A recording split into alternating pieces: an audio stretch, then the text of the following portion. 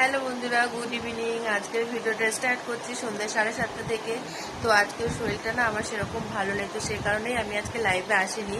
তো ভাবলাম চলো যাই, কেননা একটা ছোট্টই একটা ভিডিও তোমাদের সাথে শেয়ার করি।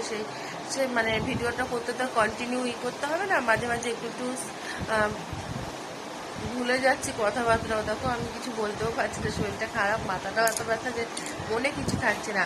তো চলো ওসব বাদ দাও, আসল কথা বলি। মানে আজকে ছেলের পড়া ছিল না বিকেলে, তো সেই কারণে একবারই স্কুল থেকে নিয়ে ওকে বাপের বাড়িতেই চলে এসেছি। বাপের বাড়ি পাশে হওয়ার এই হলো সুবিধা। এসেছি যে ঘন্টা 2-3 অন্তত একটু রেস্ট পাবো। বাড়িতে থাকলে তো ওর পেছনে চিল্লাতে চিল্লাতে আমার অবস্থা খারাপ হয়ে যেত আরও। আর এখানে এসে মা একটু ওকে দেখভাল করছে, ওর দেখাশোনা করছে, কি লাগবে না লাগবে দিচ্ছে। আর ওখানে আমি হলে একাকে আমাকে জ্বালিয়ে পুরো শেষ করে দিত। তো এখন তো প্রায় 7:30 বাজে।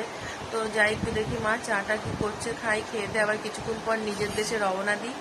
তো চলো যতটা পারবো তোমাদেরকে দেখাবো, আর চেষ্টা করব কালকে লাইভে আসার। তো চলো দেখি মা কি করছে, দেখে আসি। চা হয়ে গেছে, ছ্যাঁকাও দেখছি কমপ্লিট হয়ে গেছে। এখানে মা আর আমি খাই, তাই 2 কাপ চা। আর ওদিকে মনে হয় ছেলের জন্য ম্যাগি করেছে। ম্যাগি খাবে ছেলে, আর আমি চা খাবো। চাটা খেয়ে ছেলে ম্যাগি খেয়ে আমরা যাই, নিজেদের দেশে চলে যাই।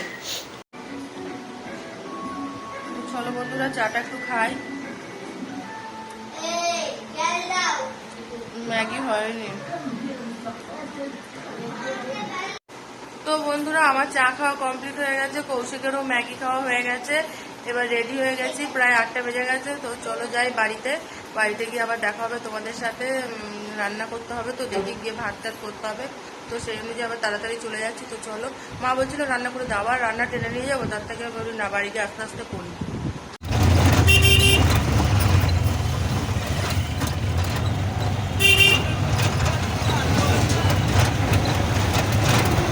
এই যে বন্ধুরা বাড়ি চলে এসেছি, বাড়ি এসে একবারে ফ্রেশ হয়ে জামা টামা ছেড়ে নিয়েছি। এখন বেজে গেছে পুরো 8টা 10। তো চলো এখন না, যখন আবার রান্নাবান্না শুরু করবো, রান্না বলতে সেরকম কিছুই না, আজকে শুধু ভাতটাই করবো, তরকারি সব কিছু করা আছে। তখন আবার তোমাদের সাথে দেখা করছি। আর এখানে বন্ধুরা ছেলে পড়াশোনা করছে।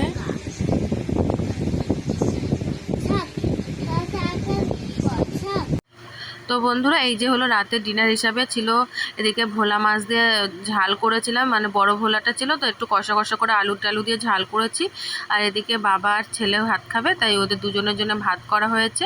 আর এদিকে আমি খাবো রুটি, তাই আমার এখানে রুটি রয়েছে 2 পিস আর আলু ভাজা। তো রাতের ডিনার হিসাবে এইগুলোই ছিল। তো ভিডিওটি ভালো লাগলে অবশ্যই একটা লাইক, কমেন্ট অ্যান্ড শেয়ার করো।